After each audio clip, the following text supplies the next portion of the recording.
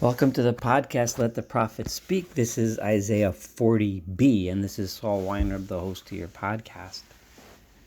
Yesterday we read the first 5 verses of chapter 40. Today I will continue from verse 6 and hopefully complete the chapter. Kol Omer Kira. If you recall, Yeshayahu has just said in the first 5 verses, he has told us that it is in the hands of the people to bring about comfort to Jerusalem and comfort to the Jewish people and the nation of Judah. Comfort, comfort my nation, comfort Jerusalem, comfort the people. And how do you do that? Lower the arrogant, uplift the humble, straighten. That's how you create a path to God and a path to the future and the path to salvation. Kol Omer Kira, he then says in verse 6. A voice comes out, the voice of God comes out and says, Kira, call out these lessons to the people.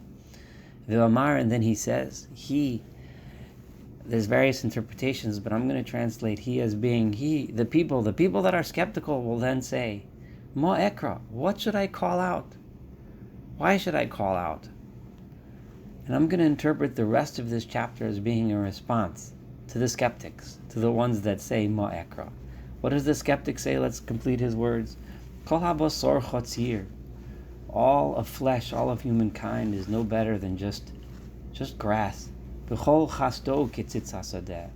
All of his goodness, all of this goodness that God gave us, meaning all of the people and societies and buildings and nations and whatever it is that we have, it's nothing. We've done all this and we've gotten nowhere, because to God it's like just the things that grow in the field.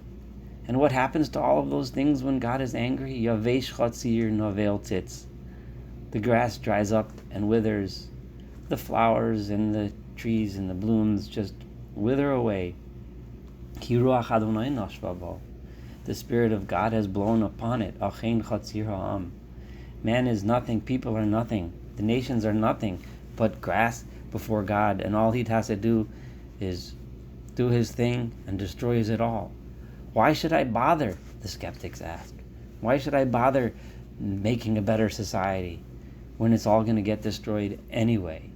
Yavesh chatzir novel tzitz, he continues to say. Grass withers. It all goes away. Ki ruach Adonai nashva achein chatzir ha'am. Yavesh chatzir novel tzitz, he says again. Udvar Eloheinu yakum lo'olam. The word of God lasts forever. This could be a response, part of the response, this last verse, verse 8, that yes, it's true, the grass withers, but the word of God is forever, so we should stick to God. Or it could be the depressed words of the skeptic still talking. It all just dries away. And yes, the word of God lasts forever, but why follow him? Why follow him if nothing good is going to come of it? The response is as follows, and reads for the rest of the chapter. And it's kind of some of the most basic philosophical ideas of Judaism are expressed by Yeshayahu, by Isaiah, in his answer to the skeptic. If we look and start from verse 9, he starts as follows. No, don't ask me why should I get up and call out. God tells you to call out his name. Get up and call out. Al har givoa alilach. You should climb up to the tops of the mountains, Mivaseret Zion. He who is bringing the news to Zion. Remember, comfort my nation, comfort Jerusalem. That's your job. It's your job to call out to Zion. If you remember, in earlier parts of Yeshayahu, again, he expressed the idea that there was the nace, the sign up on top of the mountains, the sign of God that was being brought on top of the mountains. Again, he's expressing those ideas again. Harimi v'koach kolech. Call out your voice loud and clear, Mivaseret Yerushalayim. You who is giving this news, this nechama, this comfort to Jerusalem. Harimi, say it out loud. Al tiroi. Do not be afraid. Do not be afraid like you are. You're just afraid. You're afraid because you've seen all the destruction, you've seen all the loss, you've seen all the suffering. Of course, it's natural to be afraid, but Isaiah is telling you, no, don't be afraid. Don't be afraid. Imri l'orei Yehuda hinei Elohechem. Go ahead, say it to the cities of Judah. Say, yes, behold, this is your God. Say, this is your God.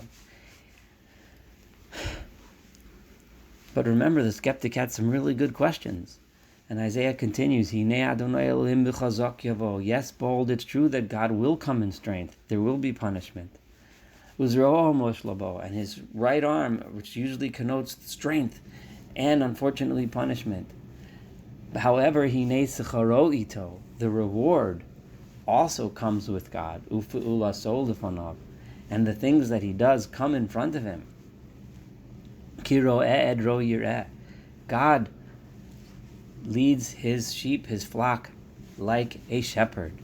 With his arms he will go and gather all of the young sheep, all of the baby sheep. And God will drive and push the mother sheep in front and lead them. God leads his people back. The image of a shepherd with the sheep or goats walking in front of him, God does lead them. In other words, yes, it's true that he comes in strength and might, but he also is what gives us life. He also is what gives us love. He also is what gives us the things that we need to thrive. And then he says the ultimate question of, do we even understand God? Do we even understand his ways? How is it possible to understand that? So he goes ahead and says the follows in verse 12.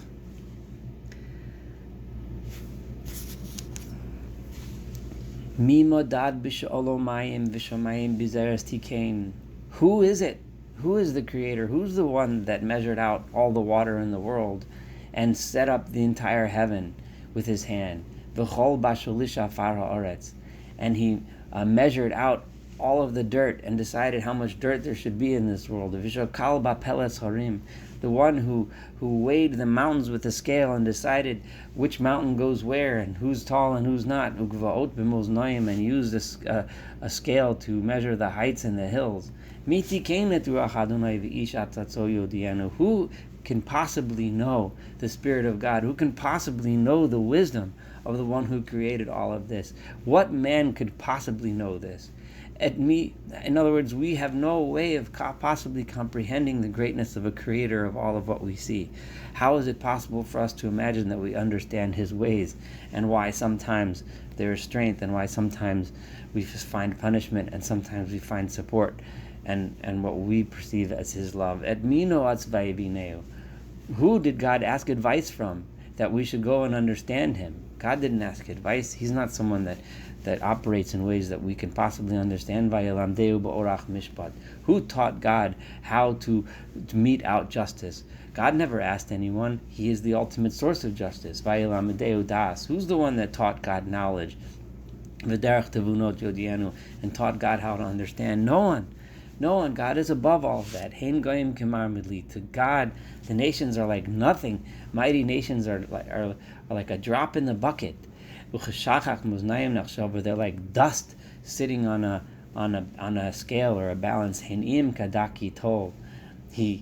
can raise islands like can just take them like nothing, like dust. The Lebanon, which is the symbol of the mighty wilderness, the mighty trees and wilderness. That's like there's not enough trees to fuel God. And there isn't enough animals there living in those forests that can possibly be sacrificed to God. All of the nations are like nothing to him. They're like nothingness and less than nothing. They're like complete zero and nothingness. Who are you going to even compare God to? What kind of form are you going to give to God that you can say that I can possibly understand him? God is nothing like the idols. The pesel, the idol, it was shaped by a woodworker, by a carpenter. And the ones that are made out of gold were fashioned by a goldsmith. And he only just forged links of silver in order to adorn that idol. It's nothing. Those were made by a person, hamisukan truma, as a gift to this god. He chooses some kind of berry or tree. Eitz lo yirkav yivchar. Then he goes and he chooses, in order to make it, he chooses some good kind of wood in order to make a quality idol. Charash chacham yivakesh lo. That's what a good carpenter is going to search for. He'll search for a nice quality piece of wood, la'achin pesel la'imod, in order to make a pesel that will last, that won't slip and fall. But what's that? That's nothing. You get a good piece of wood, you make a quality idol, but it's still a person building it. It's nothing. Halo teidu, halo tishmo. Don't you know? Haven't you heard? Halo hugad merosh lachem. Wasn't it told from you to you a long time ago? Halo havinosem ostosarts. Don't you understand how the land was built? Stop looking at these idols. Look at who the creator of it all. Don't you know by now who created it all? Hayoshev al chuga aretz. It is he who sits above the vault of the earth, the one who is not on earth, not a piece of wood or a piece of silver or gold, but the one who is above it all, who's beyond it all, who's not in the world of existence as we see it. Those that reside in this world to God are like grasshoppers, or like nothing. He doesn't even reside in the heavens. He is the one who's made the heavens. He made the heavens like a tent in order for the people to live in.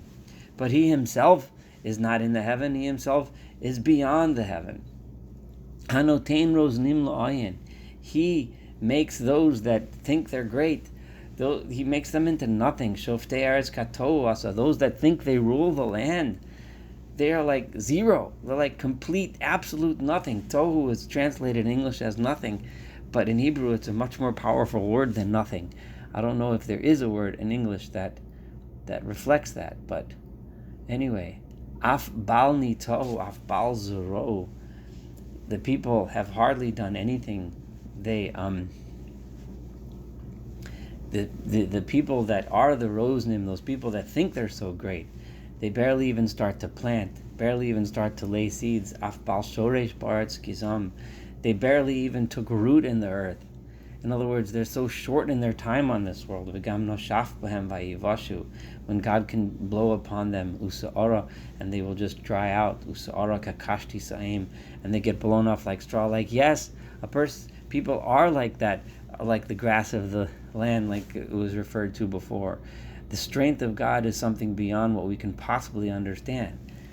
And we can't understand why there is strength of God and punishment, and we also can't understand why God also acts as the shepherd that gathers his sheep.